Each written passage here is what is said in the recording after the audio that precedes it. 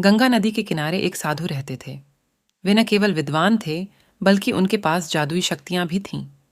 एक दिन वे ध्यान में मग्न थे, तभी बाज की चोंच से एक चूहिया छूटकर उनके हाथों में आ गिरी। उसकी छोटी सी पूंछ व काली चमकीली आंखें थीं। उन्हें वह बहुत अच्छी लगी, पर घर ले जाने से पहले उन्होंने जादुई मंत्रों के प्रयोग से उसे एक लड़की में बदल दिया। वे उस लड़की को घर ले जाकर पत्नी से बोले, तुम हमेशा से संतान चाहती थी ना, तो लो, आज से यही हमारी पुत्री है। इसे पूरी देखभाल व स्नेह से पालो। साधु की पत्नी भी अपनी पुत्री को देख प्रसन्न हो उठी। वह उसे राजकुमारी की तरह पालने लगी। साल बीतते गए। नन्ही लड़की एक सुंदर युवती बन गई। जब वह 18 वर्ष की हुई तो साधु व उसकी पत्नी उसके लिए वर तलाशने लगे। साधु ने कहा, मेरी बिटिया का विवाह ऐसे व्यक्ति से होना चाहिए जो सबसे बड़ा हो। मेरे हिसाब से सूर्य ठीक रहेगा। पत्नी ने भी हामी भरी। उन्होंने जादुई मंत्रों के प्रयोग से सूर्य को नीचे बुला लिया। उन्होंने उसे अपनी पुत्री से विवाह करने को कहा, पर पुत्री ने पहले ही न कर दी। वह बोली, पिताजी, यह तो बहुत गर्म है। मैं उससे विवाह करूंगी जो इससे भी बेहतर हो। साधु निराश हो गए। उन्होंने सूर्य से कहा कि वे ही कोई वर सुझाएं।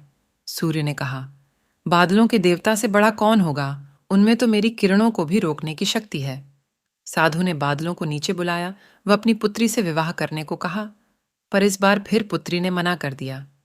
वह बोली, ये तो कितना बदसूरत है, मैं इससे विवाह नहीं कर सकती। साधु ने बादल देवता से कहा कि वही कोई अच्छा वर सुझा दें। वे बोले, पवन देवता ठीक रहेंगे, वे तो मुझे भी अपने फूंक से उड़ा देते हैं। साधु ने पवन देवता को बुलाकर अपनी पुत्री से विवाह करने को कहा। पुत्री ने फिर इनकार कर दिया। वह बोली, मैं इससे शादी नहीं करूंगी। ये तो कहीं टिकते नहीं, हमेशा यहां वहां भागते रहते हैं। साधु ने पवन देव से पूछा, क्या मेरी पुत्री के लिए ऐसा वर हो सकता है जो आपसे भी बेहतर हो? पवन देव ने कहा कि पर्वत देव मजबूत व ऊंचे हैं, वे मेरा भी रास्ता रोक देते हैं। साधु ने पर्वत देवता से कहा कि वह उसकी पुत्री से विवाह कर लें। पुत्री ने फिर से मना कर दिया।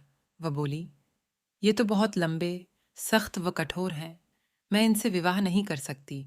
इनसे भी कोई बेहतर चाहिए। पर्वत देवता ने चूहे का नाम सुझाया।